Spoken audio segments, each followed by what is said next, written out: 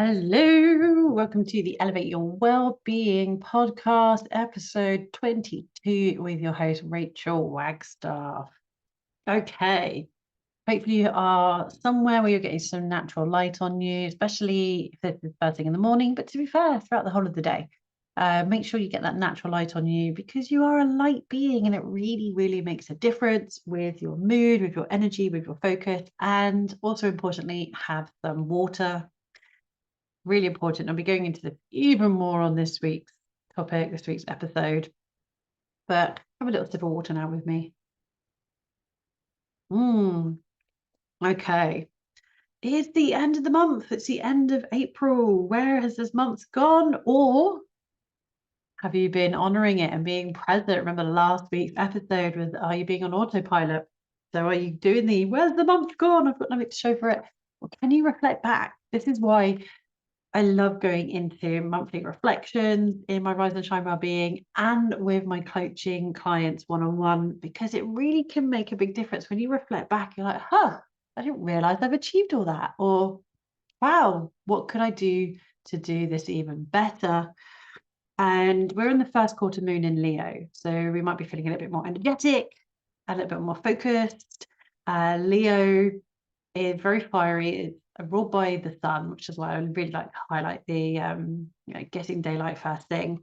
But if you think about when you think about animals, dogs, cats, they really know what they want, don't they? They're like, I need this and I'm going to have it. So my dog Maya's better at this than my dog Luna. Luna's very much go with the flow unless she knows it's time to go for a walk, and she tells me it's time to go for that walk and makes me feel really guilty if I'm not ready yet. Or something gets in the way of us going out in the morning, which is very rare, but it can happen. But Maya is like clockwork. Like I'm looking at the clock now and I know I've got like 26 minutes, quite literally 26 minutes until she's due to have her dinner.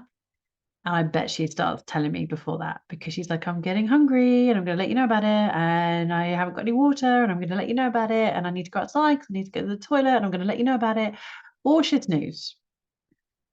She will flake and they own it, don't they? They're like, this is what I want, this is what I need, and I'm going to own it. And this week's topic is why the last 72 hours matter most. So I think this is really apt. And if you're listening to this as this episode goes live, the first quarter moon was officially yesterday. We're like a day out with when the moon is in that point and when the episode goes live.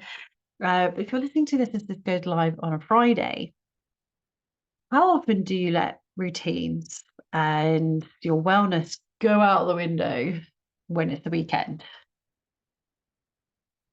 So 100% no judgment here. I've been there. I've done that. I've got the t-shirt. I've worn the t-shirt many times. And there's probably plenty of comments that I could add on to that, but I'm not. But I've lived for the weekend and it'd be like, it's Friday night, let's go to the pub, let's go clubbing, let's go get drunk, blah, blah, blah, blah, blah. And then the rest of the weekend, you feel pretty crappy. Like, it's not great. I mean, the one time that really comes to mind, which was hilarious, and it was either a Friday night or a Saturday night. So then the thing we did the following day was either Saturday or Sunday. And so many of us could have easily cancelled, but I'm so glad we didn't. So a group of us went out drinking either Friday, like I said, I can't remember if it was a Friday night or Saturday night. And we're like, oh my God, the weather's gorgeous, the weather's amazing. We should all drive down to Brighton or Bournemouth. I think it was Bournemouth. Yeah, it was Bournemouth. And we were like, let's go to Bournemouth and let's go and have a beach day. And it was hilarious because we were all like getting up in the morning, like, oh, groaning, don't want to go. And I think it was two of the lads drove. There was like a mixture of like boys and girls that went.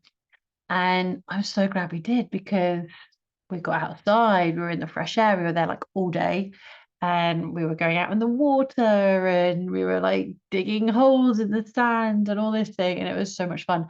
And like getting fish and chips on the beach, and which granted isn't the healthiest thing to have, but everything in moderation, everything in balance. What I'm about, it's like not too much of this, not too much of that, and life can be breezy. And that's why I really want to talk about this topic. But normally, if we hadn't done that, and even though I live by the coast, I could easily get outside, get some fresh air, go to the beach, but I don't always, or I didn't when I was younger anyway. I didn't make the most of it when I was younger. But that really made a difference. I can really remember enjoying that. There was that connection with the group. We were outside, we were grounding, we were getting fresh air. And that really made a difference with how really crap we felt in the morning.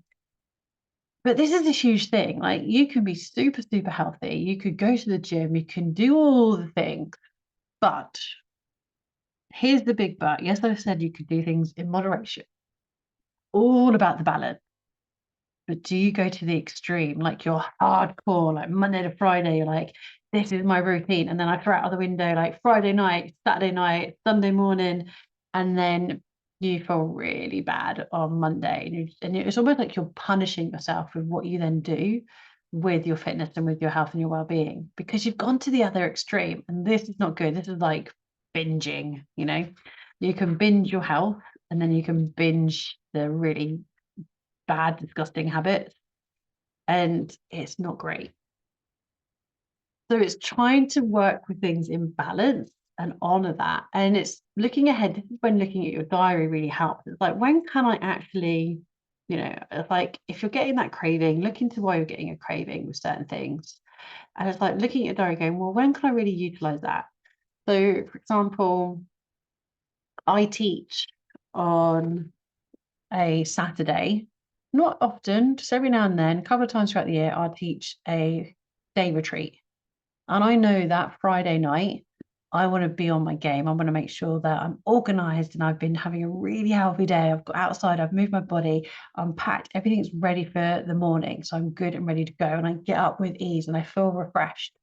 However, if it was a Friday night, say 10 plus years ago, when I could have gone out in the evening or I could have had takeout, for example, I know that Saturday morning I will not be as clear-headed and as focused and enthusiastic as I am when I get up now. And that's why the last 72 hours really matter most with regards to what you do for your health and your well-being. And I've shared this with my clients. I've shared this in my newsletter. I've shared this in my Rise and Shine Wellbeing community, the membership, or one of my memberships that I run now. And it's called the Have You Taken Your Meds? And this is a really wonderful method by that Brendan Burchard teaches, who's one of my mentors. And I love the personal development and growth that he goes into and all the things I've learned from him. And it's checking, like, if you're feeling stuck, if you're feeling unmotivated, if you're feeling really foggy, have you taken your meds in the last 72 hours? So it's looking at what you've done and breaking this down. Now he goes into this a little bit more, but I love focusing on the meds part specifically. So in the last 72 hours, have you meditated? Have you paused and meditated and really focused on being present? In the last 72 hours, have you exercised? Have you moved your body? Have you gotten outside? Have you gotten on your yoga mat? Have you gone for a run? Whatever it is that you love to do to move, have you done some form of exercise? How's your diet been? So this one is one I've already really honed in on already in today's episode. Like, how's your diet been? Have you been drinking water? Have you been eating healthy? Or are you just focusing on sugary drinks, alcohol, takeaway, crappy processed food? So what's your diet been like the last 72 hours? That one's huge with how you're feeling. Like if your body's trying to digest something that's really not great for you, it really has a big impact on feeling fatigued. And then the last one of your meds is your sleep. How's your sleep been? And there's an episode, let me have a quick look. Episode 16 was the topic of sleep, the key to abundant well-being. Do go and have a little listen to that if you struggle with your sleep. And these are all things I really like to focus on. So I really focus on meditation. We do this in the Elevate Your Wellbeing membership. I will give you guidance on this as a one-on-one coach if that's what you're needing, if that's what you're lacking. We do this in different ways when we're on retreat. So we can do walking meditation, movement meditation, guided meditation, chanting meditation, mindfulness, forest bathing meditation. There's so many different ways that you can meditate. Exercise, any sort of movement, I really encourage. So whether you're getting outside and going for a walk, and obviously being a yoga teacher, yoga is a big key factor, but getting movement in any way that really works for you. Diet really comes in. I haven't spoken about this that much, but if it's something that you're interested in me going into more on the podcast, I will. This is something I highlight more with clients one-on-one because it can be very specific and very niche with whatever you're going through. And it's something I'm looking into for myself personally, looking more at like blood sugar levels and how we get these different spikes with what we're eating or even when we eat things. So like a recent tip that I learned was to eat potatoes, like starchy items last, or don't focus on them first. So depending on how you eat, some people will focus on the protein and then they're focused on the salad or the veg and then they're focused on the carbohydrates, which is a really good way to eat. So then you don't get the sugar crash, like that rush and crash if you're eating starchy foods. But some people mix and match. Like I'll put a little bit of protein, a little bit of the salad or veg, and a little bit of the potato, for example, on my fork and eat that. But if you tend to go in and eat one thing first, focus on the protein or the vegetable, the fiber first, especially if you get crashes, if you feel quite sleepy after eating. If you're eating anything that's very sugary or very starch or like carb based or carb heavy, eat the carb last or focus on the majority of the carbs last so that you don't get that crash, which is really interesting. But I do like to go into that a little bit more in a one-on-one basis. But if it's something you're interested in, let me know. And again, we do this on retreats. So we can really get into your dietary requirements, how that's catered for, and looking at foods that are light and nourishing, especially if you're having lunch and then we're going into another yoga practice. So there's lots of ways that we can look at diet and working with how you can feel really great too. And then sleep. Sleep is key, which is why I love meditation. I feel that wraps up with the yoga nidra because yoga nidra literally means deep sleep. And it's something I love to teach. It's something that I found was really, really helpful at the beginning of 2020 when we first went into lockdown. It was something I taught for free every week for probably a few months, to be fair. And so many people benefited from it. And so many people, like I'd wrap up a 20-30 minute practice, and so many people were clearly had fallen asleep because they were still logged in. Obviously, I invited people to turn off their cameras so that they could have that personal private space to really just drop into the practice, which is why I love offering that in the Elevate Your Wellbeing membership. And if it's something you want as a standalone thing, then you get that as a subscriber to the Elevate Your Wellbeing podcast. And that goes up once a month. There's another one on there now because it's gone up on the 28th. And a second episode went up with the Yoga Nidra practices at the beginning of this week. So we can hone into that even more. And these might be topics that I go into a little bit more in the subscription side of the podcast because it would be more based with clients. So it could be something that I potentially go into a little bit with something I have shared with a client that I then talk about specifically on the podcast. So do let me know if that's something that you're interested in. So grab your journal. I'm going to keep this one nice and short and sweet. Grab your journal and just reflect on how have the last 72 hours been for you? Like, have you done any or all of those things in the last 72 hours? And how are you feeling? And certain things will help you feel better. So it could be that you are doing, say, 2 or 3 of these things, but maybe your diet is off and that's having a big impact. And there's so much more to this that we can uncover one-on-one, like timings and things. And I always end up talking about this when I go out with people, especially people that I meet for the first time. And they're like, oh, you do that. Oh, I have trouble with this.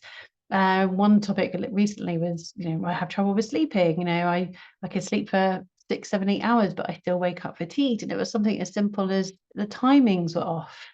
So the timing could be better for when she's going to bed and when she's waking up, when she's eating dinner and when she's exercising, all these things.